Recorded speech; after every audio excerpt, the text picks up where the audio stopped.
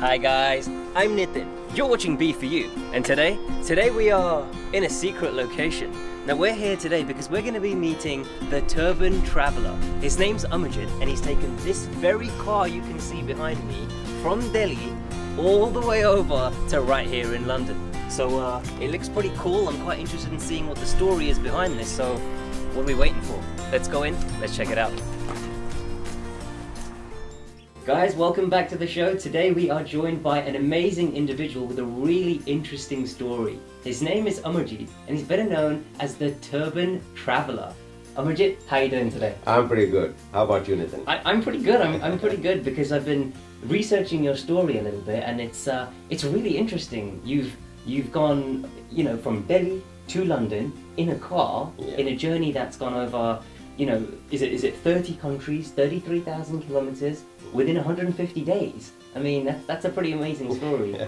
Where did this idea come about? Why did you want to do this?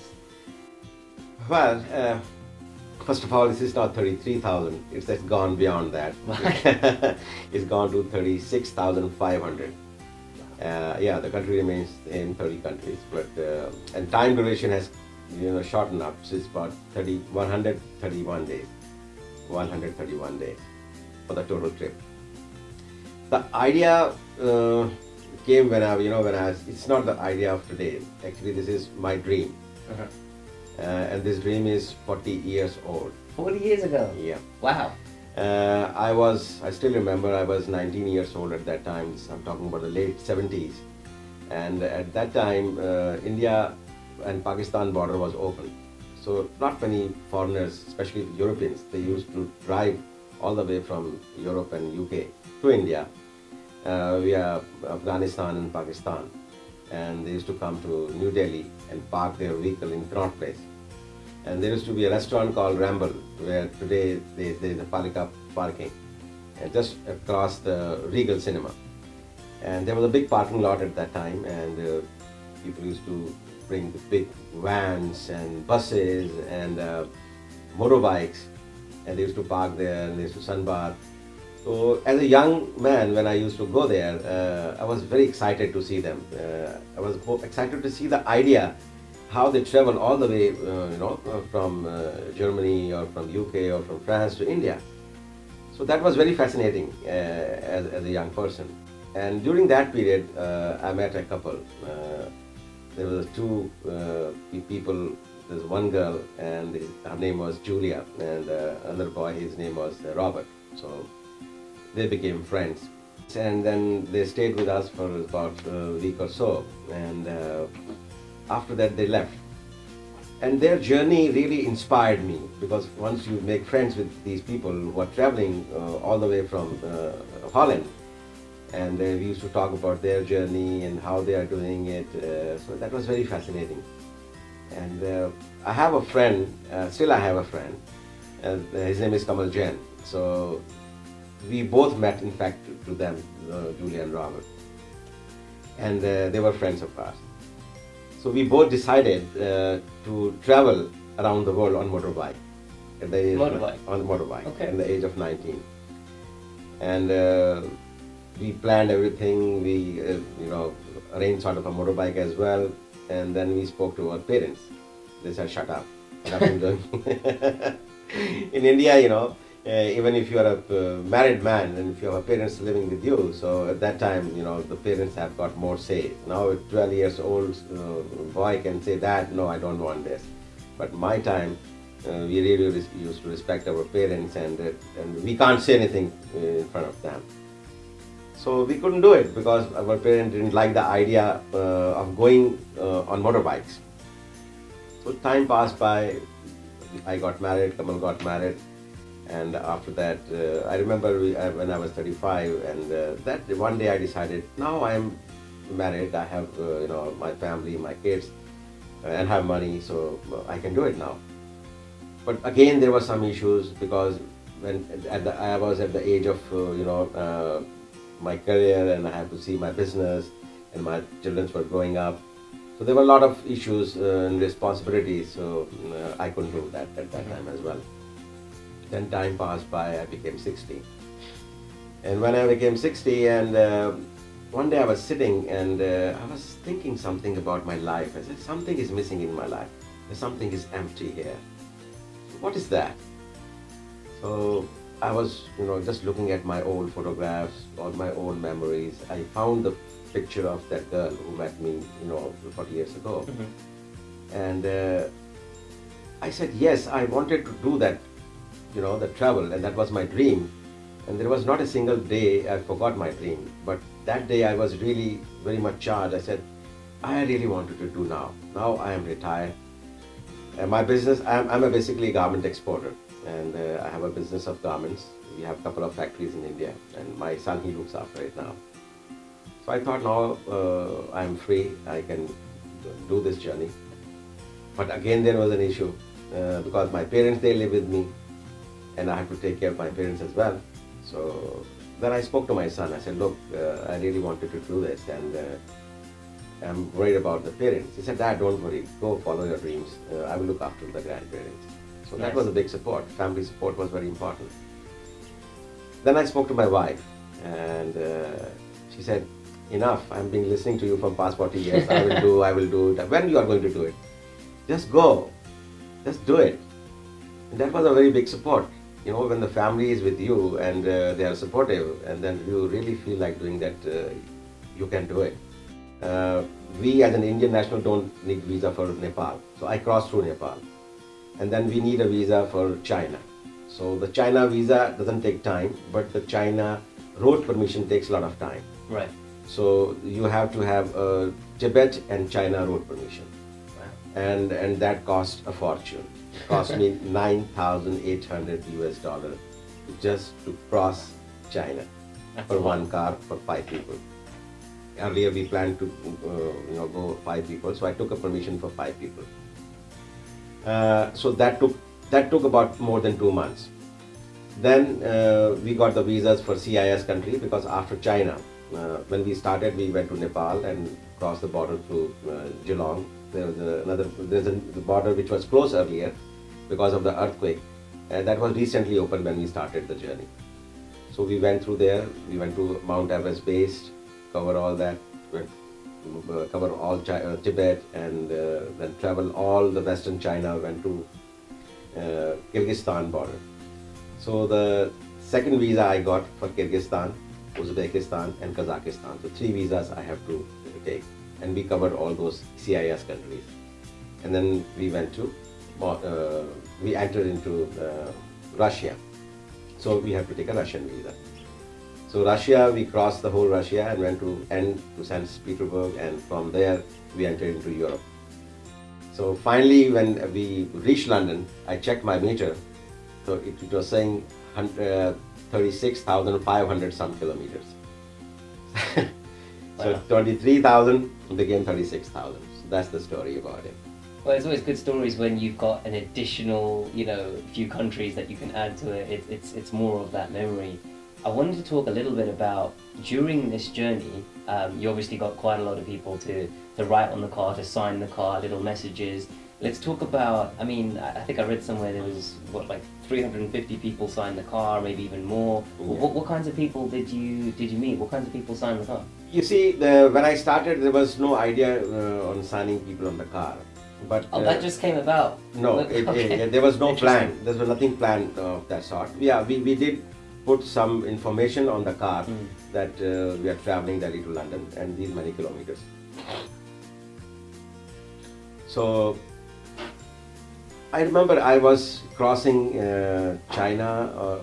I was crossing CIS countries. I was in Kyrgyzstan, and we met some interesting people there, and they said, "Can we sign on your car?" They asked you? Yes. So okay, it's their idea. I thought, yeah, it would be beautiful. But this idea was originally there when we started from India. Then I discussed with with my son, I remember, and I said, how about if we, people sign on the car? He said, Dad, the car would get spoiled. Then because we have some information on the car, which is, we can remove it. It's kind of, sticker kind of a thing. So we can remove it. So car can be intact. So I said, okay, then the car will go bad. So there's not a good idea. But when this guy said, can we sign? So then I related, yes, I wanted to have this. Now he's also asking for it, so let me do it. So I said, yes, why not? You can sign it. It's a sign. And what I realized, if somebody signed on your car, so my journey becomes his journey, and his journey becomes our journey. So that was very nicely put. Yeah. Yeah, and that was a very beautiful, the feeling. Once he signed on my car, I could see the smile and the happiness on his face. Then, many people started signing, and when we went to the Indian embassies, and we met so many ambassadors on the way. I think more than 15 countries we had been and met the ambassadors where it was possible. And I requested them, they signed on my car. And I met Arnold Schwarzenegger on the way in Budapest. I was going to say, yeah, you met Arnold Schwarzenegger, you met Terminator. Yes, I met Terminator. He was shooting at the time for Terminator 4 or something. For the next movie of Terminator, he was shooting that. I don't know whether it's called Terminator 4 or something like that, but yes, he was on Terminator series new movie, and he was in Budapest, and that was his last day.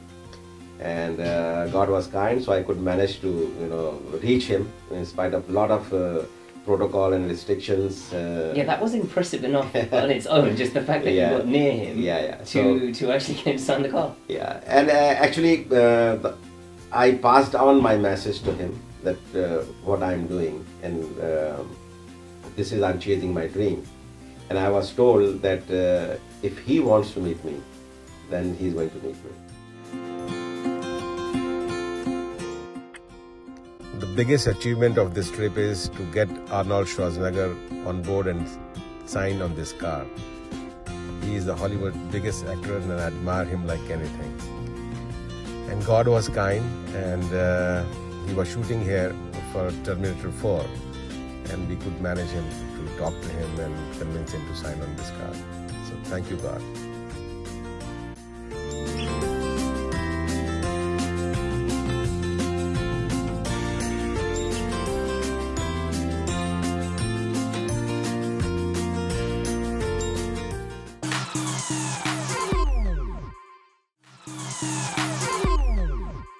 So Amajit, it sounds like you've been on an amazing journey and you've talked to and met so many interesting people. But who was the youngest person you met? Yeah, the youngest guy, his name was Noah. I met him in Denmark. I was at the gas station, and next to me there was a car standing, and a lady came to me and said, she said, "Can my son sit in your car?" I said, "Why not? Of course." So he's more than welcome. So he came. He was a small little 5-year-old guy. But unfortunately, he was mentally challenged, and he sat in my car, and he was very happy when he sit inside, and he saw me as a turban guy, and he saw me in the car. He just, looking at the car very, very closely, and then I requested his mom, "Can he sign on my car?" He said, "Yes, why not?" And he wrote with the little fingers, N-O-A-H, Noah, and underneath his mom, she wrote Noah and Company. And after that, he was so happy, and he was clapping, and then his mom told me, I haven't seen him so happy in the past so many months, or and that was the most emotional moment for me, that a small little child can see me or my project or my car or what we are doing, and if that makes him happy. So that's the most beautiful thing I could ever have from anyone. Nice, nice. I was going to ask, is there a favourite moment that you've got from the trip? But that may well. This is the most. This is the most favourite moment of my life, because if I'm not talking, I'm having my goosebumps. You wanted to finish the journey in London. I believe this happened sometime in the middle of December of 2018. So you've reached your destination, this is the end of your journey. What's going through your mind at that point? Like, I believe you were there somewhere on one of the bridges in London. What's going through your mind? Actually, when I started, I never thought that I could do these many miles, and I could achieve what I have achieved so far.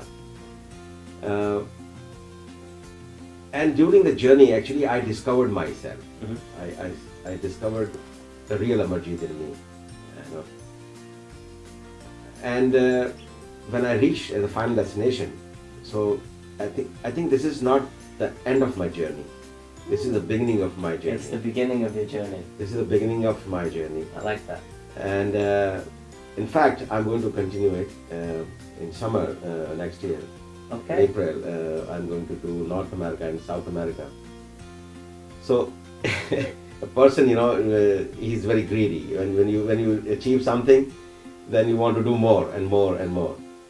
So now I think I'm ready. I'm ready to do all 7 continents. Yes. I will go to Antarctica as well. Take my car on car. board or ship and reach there, or maybe take one shot. But I would go there as well. And rest of the world we are definitely going to do. So the plan is to do the North America and South America first, and from there to Australia and New Zealand, and then Africa. It's been an amazing journey. You mentioned there was 5 of you. You took some people who accompanied you, even documented it. With I'm sure if people search online, they will be seeing a lot more of your adventure, your journey. What was it like for them? Will they be accompanying you in the future as well? No, actually, when we started 5, so one guy got sick, so he didn't join the journey from the very beginning. Gotcha. So we were 4. So out of 4, 2 were with us. Out of 4 means me and 3 more crew members. So two left in between. So me and my the next Amarjeet I can call. His name is Lokman Malik, who handles my camera, and he's a DOP. So then there was another crew member who's directing this, the My Travel documentary. His name is Dev Verma. He joined us from Stockholm. Mm-hmm. So it's like a journey. In journey you meet so many people. They come and go. So many inspiring stories that you've had, but I guess any last note you want to leave the guys at home with, because it's, you have an ethos and a philosophy of, chase your dreams, it's never too late, and negativities can be turned into positive. Yeah. My message to everyone who will be listening this, couple of months ago, I used to read things in books, and through this journey, I have a real-time experience. The first, about the positivity. If you are positive, everything comes positive, and this is the experience which I had. I never had even a single incident of anything bad happening with me during this whole journey. In 36,500 kilometers, nothing bad happened to me. All good people around me. Though I met an accident twice, but I was survived. There was some power, some God was helping me, and we were back on the road within 5 to 25 minutes. So I was not worried that what happened. I was worried that what could have been happened and nothing happened. So I was saved by a supernatural power, what you call it, or God. This is my God. I truly am a very religious person, so I strongly believe in the God, and He saved me everywhere. Nice. In the journey, people used to tell me, if you go to Moscow, the cops are bad and this or that, the people are bad in Italy, they steal things. Nothing happened. We parked the car on the street side, nothing happened. We never met any bad cop. The cop who met us, they were very happy, they took pictures with us. All good people, all good people. Trust me, I can proudly say that I was so lucky that I never met any bad people, just because of one reason. I was very positive throughout, that yes, I'm doing this and I can do this. So that was and if you have a dream, trust me, you can fulfill your dreams. They can become true. Nice. But you should passionately, chase your dreams and believe. And first, a very important thing is, you should believe in yourself, in your dreams. You should love your dreams.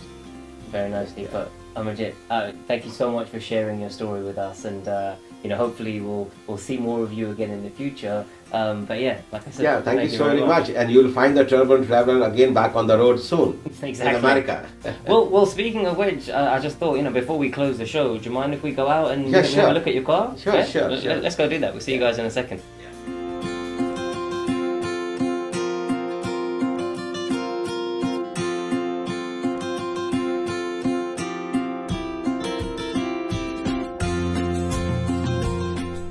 Right guys, we are right by the actual car. Amarjeet, you took this car from Delhi to London. It looks like it's in good condition. Yeah, it is.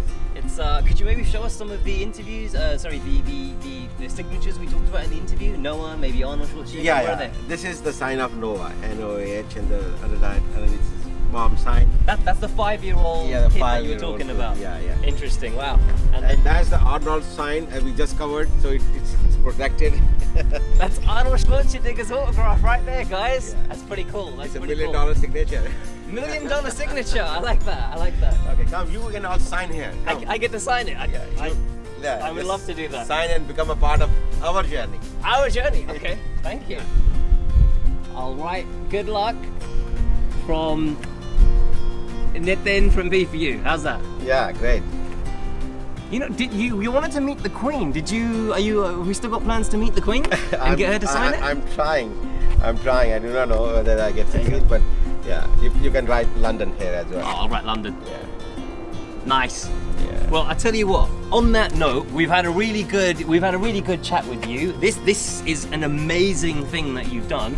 You know, I think we're almost ready to start the second leg of your journey. And Amajit, if you're ready too, you know, I've got to hook up with the Queen.